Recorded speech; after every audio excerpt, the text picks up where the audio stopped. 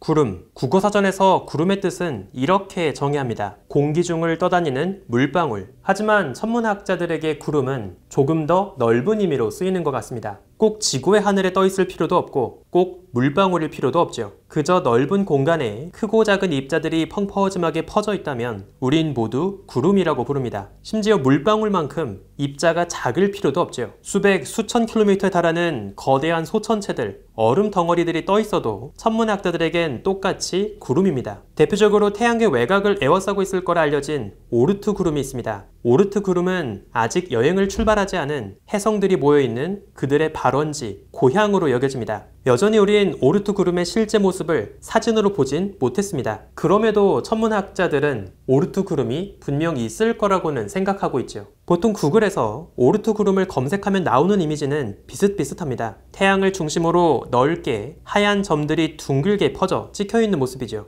마치 민들레시아처럼 보입니다. 현재 추정되는 오르트 구름의 규모는 매우 거대한데요. 태양으로부터 10,000 AU에서 최대 100,000 AU까지 크고 작은 혜성들이 퍼져 있다고 추정하죠. 이 정도면 거의 광년 단위에 맞먹는 스케일입니다. 이 아득히 먼 곳에 놓인 부스러기에게까지 태양의 중력이 힘을 과시하고 있는 거죠. 오랫동안 천문학자들은 단순히 이 그림처럼 부스러기들이 둥글게 모여서 오르트 구름을 이루고 있을 거라 추정했습니다. 그런데 최근 오랫동안 우리가 상상하고 있던 오르트 구름의 그림이 완전히 잘못되었을 가능성이 제기되었습니다. 흥미롭게도 최근 새로운 분석에 따르면 오르트 구름은 단순히 둥글고 거대한 민들레시앗의 모습이 아닐 수도 있습니다. 그리고 천문학자들이 새롭게 제시한 오르트 구름의 새로운 몽타주는 전혀 뜻밖의 모습을 하고 있죠. 우주먼지의 현자타임즈, 천문학자들이 새롭게 완성한 오르트 구름의 놀라운 모습을 소개합니다.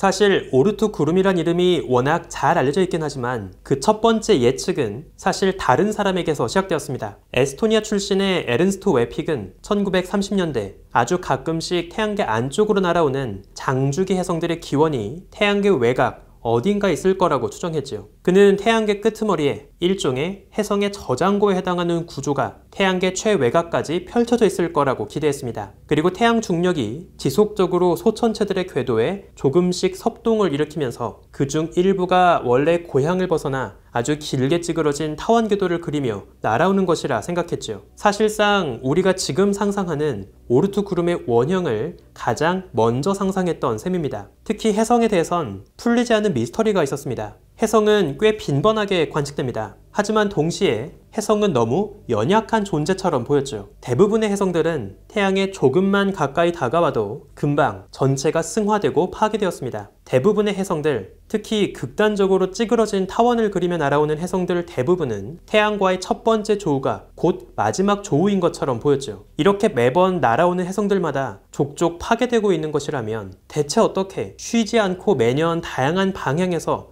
이렇게나 많은 혜성이 날아오고 있는 걸까요? 네덜란드 출신의 천문학자 얀 오르트는 이 미스터리를 풀 수 있는 답이 하나밖에 없다고 생각했습니다. 태양계 최외곽 어둠 너머에 쉬지 않고 혜성을 보내고 있는 거대한 혜성의 저장고가 있을 거라고 말이죠. 이후 오르트는 관측된 혜성들의 궤도를 면밀하게 분석했고 혜성들의 길게 찌그러진 타원 궤도에서 재밌는 공통점을 발견했습니다. 혜성들이 그리는 길게 찌그러진 타원 궤도에서 태양에서 가장 멀리 벗어나는 원일점까지의 거리가 대부분 비슷한 거리에 놓여 있었죠. 당시 오르트의 계산에 따르면 장주기 혜성 대부분 태양에서 대략 20,000 AU 정도 떨어진 곳에 원일점을 두고 있었습니다. 이것은 혜성들이 단순히 오umuam우아처럼 아예 태양계 바깥에서 날아온 외계 물체는 아니란 사실을 보여주었죠. 다들 아주 길게 찌그러져 있긴 하지만 분명히 닫혀있는 궤도를 그리는 우리 태양 중력에 붙잡힌 태양계 천체라는 것을 보여주었습니다. 이후 천문학자들은 오르트의 추측을 기반으로 태양에서 비슷한 거리에 멀리 떨어져 있는 얼음 조각들이 바글바글한 구조가 숨어 있을 거라 상상했습니다. 그 얼음 조각의 구름엔 오르트 구름이란 이름이 붙게 되었죠. 하지만 아쉽게도 이 오르트 구름이 정말 존재하는지 아직 확실한 관측으로 입증된 적은 없습니다. 얼핏 듣기엔 이 상황이 조금 모순처럼 보일지도 모릅니다. 그토록 거대하게 퍼진 혜성들, 얼음 부스러기들이 우리 태양계를 둥글게 에워싸고 있다면 진작 발견되어야 하는 게 아닐까요? 하지만 그렇진 않습니다. 일단 예측되는 오르트 구름의 규모는 너무나 거대합니다. 현재 천문학자들이 크게 안쪽과 바깥쪽으로 오르트 구름을 구분하는데요. 안쪽의 오르트 구름, 히릴스 구름은 태양으로부터 10,000 AU 거리에서 시작합니다. 일찍이 태양계 탈출을 꿈꾸며 떠났던 보이저도 아직 오르트 구름의 안쪽 경계에는 진입조차 하지 않았죠. 적어도 앞으로 300년은 더 항해를 이어가야만 오르트 구름의 안쪽 경계에 진입할 겁니다. 가장 바깥에 외곽 오르트 구름은 최대 2-3광년 거리까지 퍼져 있을 거라 추정합니다. 보이저가 계속 같은 속도로 항해를 이어간다면 앞으로 한 10만 년 가까운 시간은 더 걸려야만 비로소 오르트 구름까지 탈출할 겁니다. 이 정도로 오르트 구름은 정말 거대합니다. 게다가 더 큰 문제는 오르트 구름은 전부 밝게 빛나지 않는 차가운 얼음 부스러기만으로 채워져 있다는 거죠. 아무리 태양빛을 잘 반사하는 얼음 조각이라 하더라도 거리가 너무 멀고 또 조각의 사이즈도 너무 작습니다. 따라서 현존하는 망원경의 성능만으론 오르트 구름을 떠도는 부스러기들의 희미한 빛을 직접 볼 수 없지요. 또 어떤 사람들은 이런 질문을 하기도 합니다. 그렇게나 많은 부스러기들이 우리 태양계를 감싸고 있다면 그 너머 훨씬 먼 거리에 떨어진 다른 별과 은하를 보는 건 불가능해야 하지 않을까요? 수많은 부스러기들이 우리 시야를 가로막고 있어야 할 테니까요. 하지만 이것도 오해입니다. 오르트 구름은 매우 밀도가 낮은 옅은 구름입니다. 오르트 구름은 약 1조 개의 해성, 얼음 조각에 채워져 있을 거라 추정하는데요. 하지만 반경 2-3광년까지 넓게 퍼져 있기 때문에 실질적으로 한 편이 수십 AU에 달하는 거대한 박스 안에 꼴랑 천체 하나만 있는 수준으로 밀도가 매우 낮습니다. 비교하자면 지구 대기권의 분자 밀도는 1세제곱cm 부피 안에 10의 19제곱개의 분자가 채워져 있습니다. 즉 단순히 같은 부피 안에 몇 개 입자가 채워져 있는지로 비교한다면 오르트 구름은 지구 대기권은커녕 일반적인 성간 물질에도 비교조차 못할 정도로 훨씬 개수 밀도가 낮습니다. 그래서 흥미롭게도 오르트 구름은 더 먼 우주를 관측할 때 별다른 방해는 되지 않죠. 오르트 구름의 거대한 스케일은 이 구조를 매우 오묘한 위치에 놓이게 만듭니다. 분명 태양의 중력으로 붙잡힌 부스러기들이지만 거리가 너무 멀기 때문에 태양에게서 받는 중력은 그리 강하지 않습니다.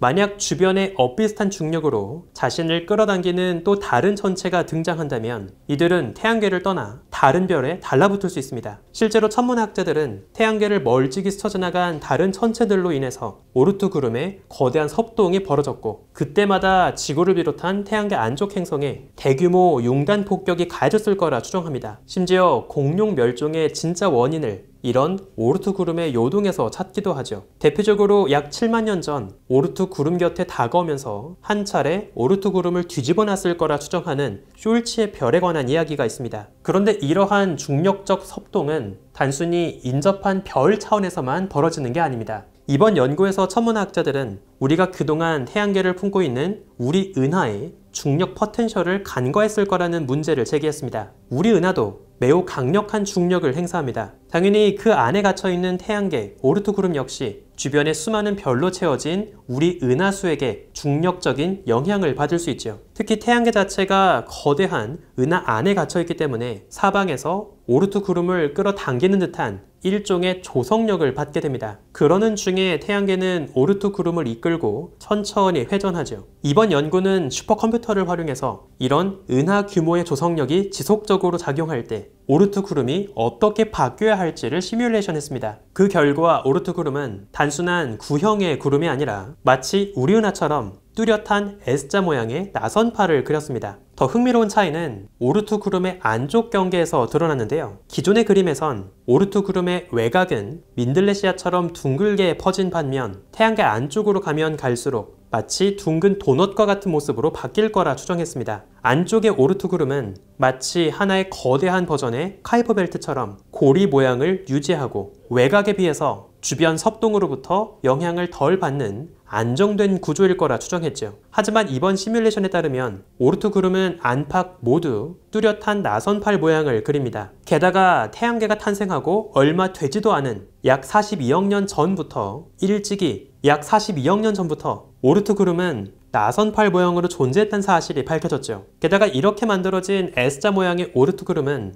지구 공전 궤도면, 즉 황도면에 대해서 30도 정도 기울어진 방향으로 퍼져 있었습니다. 이번 시뮬레이션의 결과는 어쩌면 우리가 그동안 오르트 구름을 찾기 위해서 생뚱맞은 방향을 뒤졌던 것일지 모른다는 가능성을 보여줍니다. 우린 그동안 카이퍼 벨트 너머 점차 밀도가 옅어지는 희미한 고리가 펼쳐져 있을 거라 기대했고, 황도면을 크게 벗어나지 않는 하늘에서 오르트 구름의 흔적을 찾았습니다. 하지만 이번 새로운 시뮬레이션은 황도면에서 고개를 확 틀어야만 오르트 구름을 볼 수 있을 거라는 새로운 단서를 제공하죠. 게다가 이번 발견은 오르트 구름이 좀 더 다이나믹한 모습을 갖고 있다는 새로운 발견, 그 이상의 의미를 갖습니다. 태양계가 그 경계 넘어 주변의 은하계 공간과 어떤 식으로 상호작용을 하고 있는지, 우리 태양계가 외부 세계 중력에 얼마나 강한 영향을 받고 있고 또 형태가 바뀔 수 있는 연약한 존재인지를 새삼 깨달을 수 있죠. 만약 이번 발견이 사실이라면 천문학 역사 속의 구름은 다시 한번 절묘한 우연을 반복하게 될지 모르겠습니다. 20세기 초 천문학자들은 밤하늘에 등장한 나선 모양의 소용돌이 치는 구름을 발견했고, 그 정체를 고민한 끝에 우리 은하 너머 거대한 우주를 만났습니다. 그리고 절묘하게도 오르트란 이름을 갖고 있는 또 다른 구름 역시 소용돌이 치는 새로운 모습으로 등장합니다. 그리고 태양계 너머의 세상에 대한 새로운 패러다임을 우리에게 강요하고 있죠. 이제 어쩌면 천문학자들의 사전에선 구름이란 단어의 정의에는 소용돌이 치는 무언가라는 새로운 정의가 추가되어야 할지도 모르겠습니다. 우주먼지의 현자타임즈, 오늘은 여기에서 마칩니다. 구독과 좋아요도 부탁드릴게요. 우주먼지 여러분, 감사합니다. 안녕.